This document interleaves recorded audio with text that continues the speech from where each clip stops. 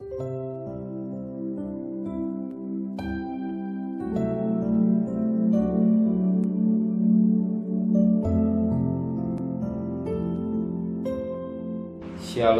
pagi bersama tundukkan kepala, pejamkan mata sejenak. Bapa yang bersemayam di kerajaan surga, semua karena kasih karunia-Mu yang melimpah dalam hidup ini, dan kami ada sebagaimana ada karena Engkau. Maka pagi ini sebelum kami mengadakan artis lain, kami adakan mesbah keluarga, mesbah pribadi. Kami naikkan pujian kepada Bapa di surga. Kami rindu juga untuk mendengarkan renungan firman-Mu. Roh Kudus mengurapi kami, urapi juga hamba-Mu, sucikan hati dan pikiran kami, sehingga firman-Mu menjadi berkat buat kami. Haleluya. Amin. Shalom, pagi. Mari sama-sama kita akan membaca firman Allah, Matius pasal yang ke-26. Matius pasal yang ke-26 ayat 14 sampai ayat 16. Matius pasal 26 ayat 14 sampai ayat 15. Yudas mengkhianati Yesus.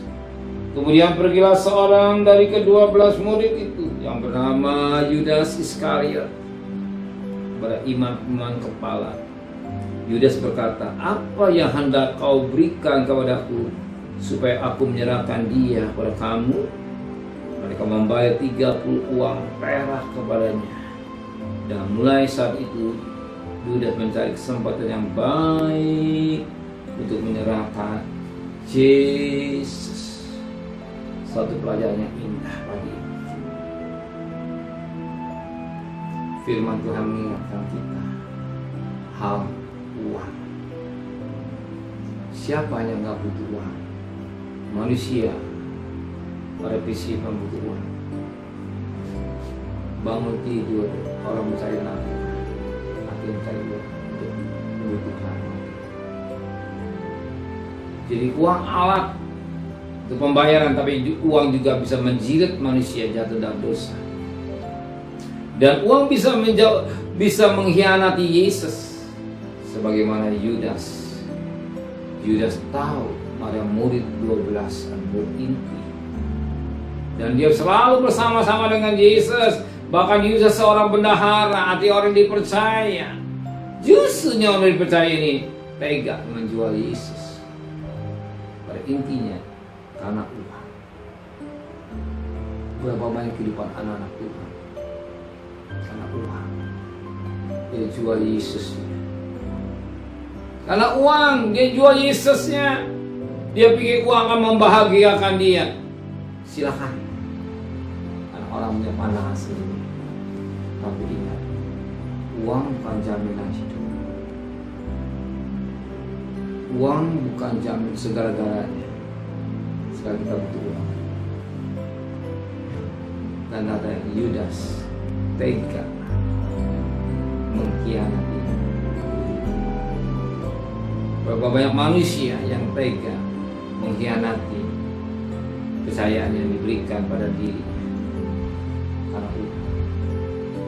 Jelas firman Allah berkata pada ayat kemarin, Yudas berkata, "Apa yang hendak kamu berikan kepadaku supaya aku menyerahkan Yesus kepada kamu?" Di sini satu transaksi. Apa yang kau berikan dan apa yang kau minta. Jelas ada transaksi, jual beli. Ada yang pembeli, ada yang penjual. Dan dikatakan 30 tumpah. Banyak orang menjual jabatan. Berapa orang banyak menjual tabisannya karena uang. Ingat, uang bukan segala-galanya. Justru kalau kita ada hati untuk uang bisa menjilat kita hidup dalam dosa. Justru kita harus menguasai uang. Uang jadi budak kita, bukan kita jadi hamba uang. Tapi uang yang kita perintah. Uang budak kita, bukan kita hamba uang. Terbalik, tidak, kita budak, kita uang itu kita budak. Untuk apa? Untuk kebutuhan pekerjaan Tuhan, untuk kebutuhan hidup kita, sehingga kita tahu apa yang Tuhan mau dari hidup kita ini. Kita cari uang pagi-pagi baik, tapi jangan sampai kita dibudaki Tuhan. Kita lupa untuk ibadah, kita lupa mengadakan mesbah keluarga, kita lupa memperhatikan anak istri kita. Anda terkejar hanya uang. Firman Allah berkata, itulah hanya perkara yang sia-sia. Menjadi angin sebagaimana Pengkhotbah pasal 1 ayat 13-14. Kita mengejar sesuatu yang kekal. Itulah firman. Amin. Langit dan bumi akan lenyap, tapi firman Tuhan akan selama-lamanya. Bumi satu tidak akan habis. Ingat peristiwa tsunami, saudara lihat, Tuhan mengingatkan kita. Orang tidak sempat membawa dari atas tsunami. Ingat zaman Nuh, air naik ke atas, pintu sudah tutup. Orang berusaha mengatakan, Nuh buka pintu, tetapi sudah terlambat, pintu terkunci. Maka kita harus ingat, pintu kemurahan Tuhan masih terbuka. Pintu anugerah Tuhan masih terbuka lebar-lebar untuk keselamatan. Kita artinya keselamatan yang utama. Untuk makan minum, dicari bangsa minta maaf, tapi Bapa di surga tahu kebutuhan saudara. Dia tahu pergumulan saudara pagi ini. Ya, kita mencari Tuhan utamakan. Selebihnya Tuhan juga akan memberkati hidup saudara. Amin. Terima kasih Tuhan, menteraikan firman hati kami, kembalikan besok pagi tubuh yang sehat dengan tidak kurang satu apapun juga. Berkati Bapak Presiden, Wakil Presiden, para Menteri, para Gubernur, para Bupati, para Wali Kota, para camat, para lurah, pada RW, para RT, para medis, para Polri. Berikan mereka takut kepada Tuhan. Dan kekasih, terimalah berkat nikmat dari Allah Bapa, cinta kasih sayang dari Tuhan Yesus Kristus, dan berkat Roh Kudus menyertai saudara mulai hari ini sampai Maranatha Tuhan Yesus datang.